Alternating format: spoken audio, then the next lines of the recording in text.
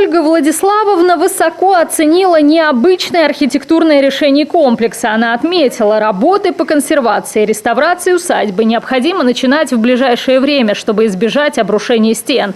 Необходимо также восстановить парк, возможно, и восстановление части интерьеров дворца. И если все это будет выполнено, в будущем усадьба Храповицкого может стать важным туристическим объектом. По моим прикидкам, это, конечно, значительные капитальные вложения. С другой стороны, Владимирская область, она богата шедеврами средневековой архитектуры. А вот этот поздний период, это конец XIX века, наверное, таких усадеб не так уж и много. В ходе общения с гостей сотрудники музея сделали важные открытия, которое позволит усилить научные и выставочные связи между музеями. Выяснилось, что последние хозяева усадьбы Владимир и Елизавета Храповицкие познакомились именно в Царском селе. Владимир Семенович обучался в военном учебном заведении, там же учился и друг Елизаветы, ординарец наследника Тайского престола. И служили они в разное время, но в одном и том же полку, и носили один и тот же мундир.